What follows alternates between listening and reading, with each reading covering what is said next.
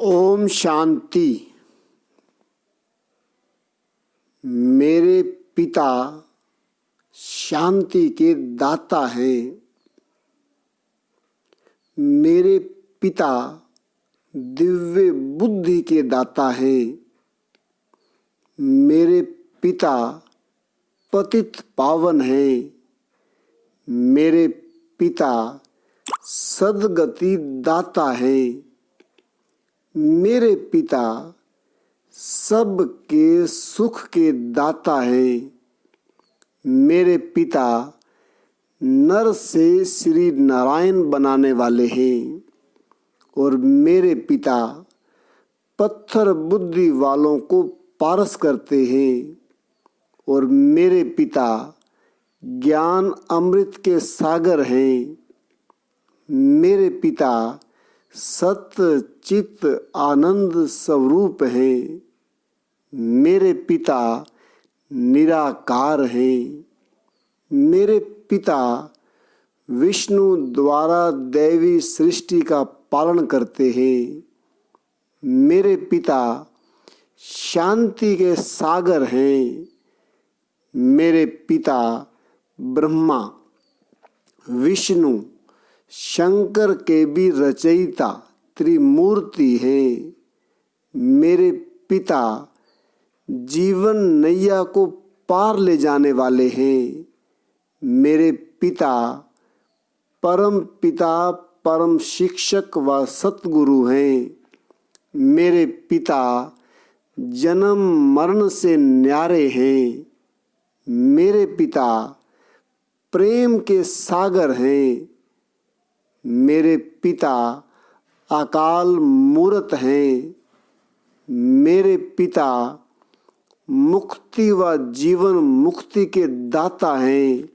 मेरे पिता दुख हरता सुख करता हैं। मेरे पिता मनुष्य सृष्टि रूपी वृक्ष के बीज रूप हैं। मेरे पिता कर्मों की गति को जानने वाले हैं। मेरे पिता ब्रह्मा द्वारा सतयुगी सृष्टि की स्थापना करते हैं। मेरे पिता ब्रह्मलोक के वासी हैं। मेरे पिता शंकर द्वारा आसुरी सृष्टि का विनाश करते हैं। मेरे पिता गुणों के भंडार हैं। मेरे पिता दिव्य दृष्टि विधाता हैं। मेरे पिता बिंदु रूप ज्योति स्वरूप हैं। मेरे पिता काल के पंजे से छुड़ाने वाले हैं। मेरे पिता सृष्टि के आदि मध्य अंत के ज्ञाता हैं।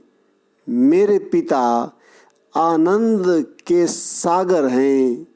मेरे पिता सुख दुख से न्यारे हैं।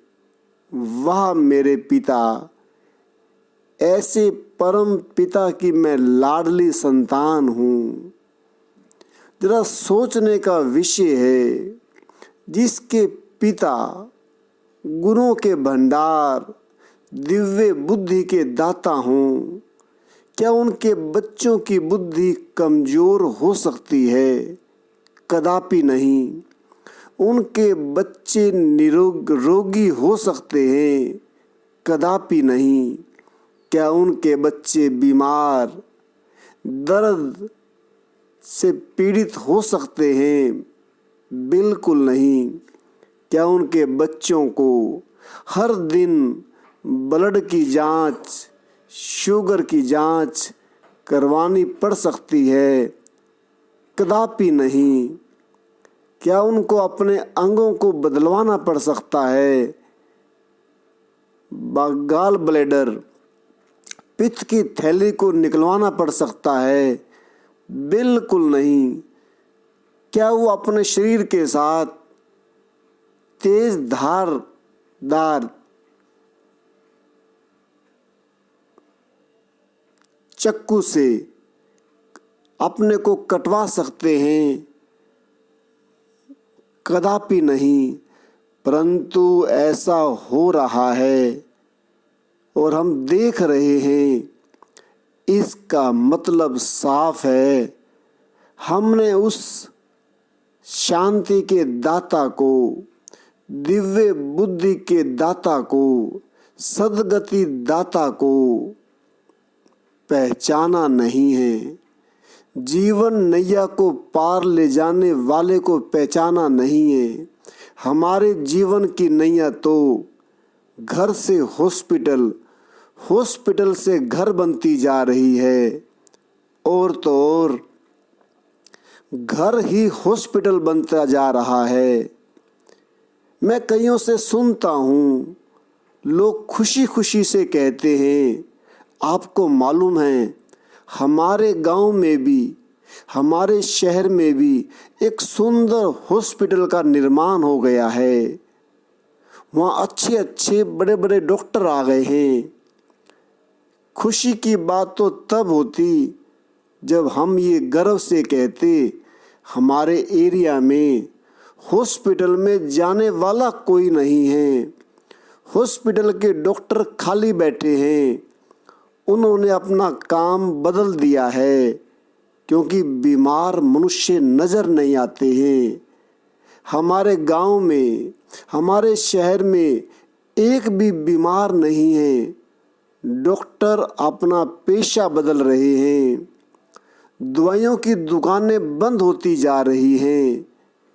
हमारे मोहल्ले में, हमारी गली में, हमारे देश में रोगों का नाम निशान ख़त्म होता जा रहा है, क्योंकि हम सद्गति दाता के बच्चे हैं, दिव्य बुद्धि विधाता के बच्चे हैं। मेरे दोस्तों, मेरी बहनों, मेरे भाइयों, बुजुर्गों, साथियों, आज ध्यान देना, जिसके हम बच्चे हैं वही हमको जन्म देता है, वही हमारा इस शरीर का निर्माण करता है।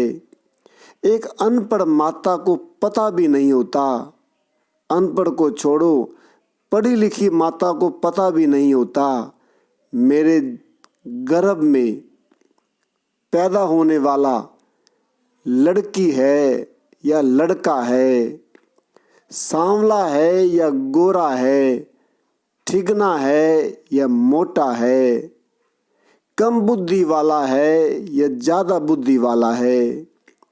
इसका मतलब साफ हुआ, उसके पेट में जन्म लेने वाला शिशु, उसको बनाने वाली वो नहीं है, उसको बनाने वाला दिव्य बुद्धि विधाता है।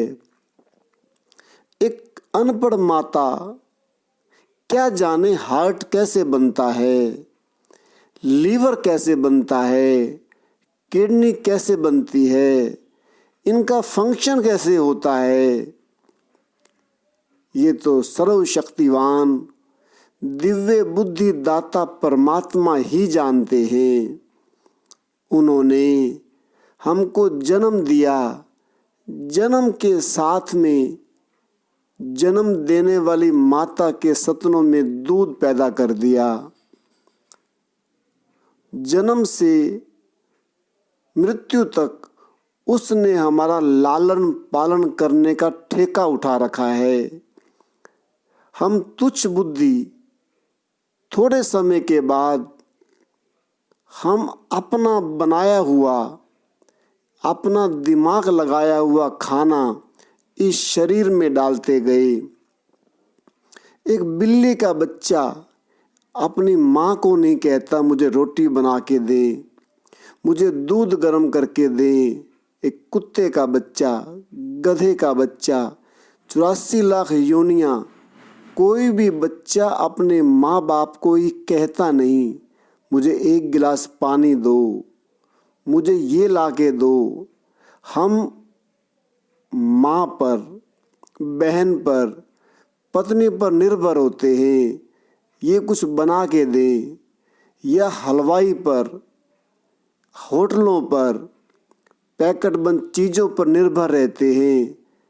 मैं इसे खाऊं, आग पे जला के पका के खाऊं, दिव्य बुद्धि दाता ने सूर्य को, वायु को, जल को, पृथ्वी और आकाश को कहा हुआ है, आपने मेरे लाडलों का ध्यान रखना है। 84 लाख का जो ध्यान रख सकता है,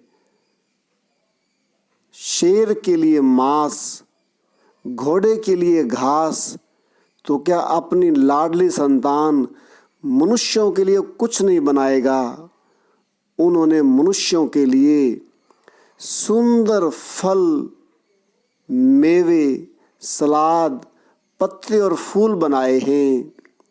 केवल इन सलाद को, पत्तों को, फूल को, मेवों को, फलों को कैसे खाना है, सच तो ये इसमें कोई पूछने वाली बात नहीं है।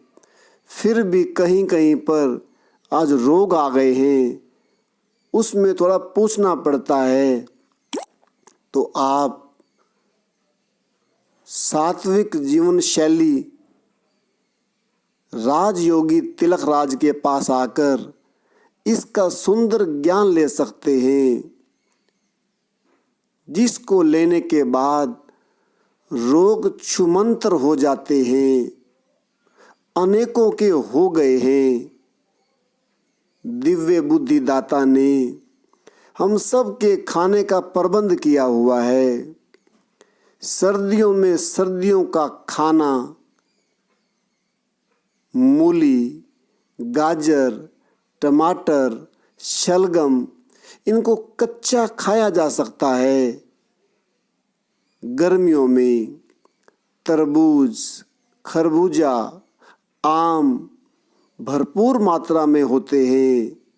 हम इनका सेवन करें, कैसे करें, थोड़ा सा जानने का विषय है। वीडियो लंबी ना हो जाए, इसलिए मैं आपको चाहता हूँ अगली वीडियो में, या मेरे से आप फ़ोन करके पूछ सकते हैं कैसे जाने। फ़ोन नंबर चैनल पे दिखाया हुआ है, आप इसका लाभ लें। अच्छा लगे अपने मित्रों को, बहन भाइयों को बी के चैनल के बारे में बताएं। तरह तरह की शरीर संबंधी जानकारियां यहाँ दी जा रही हैं, आप उनका पूरा लाभ लें। धन्यवाद।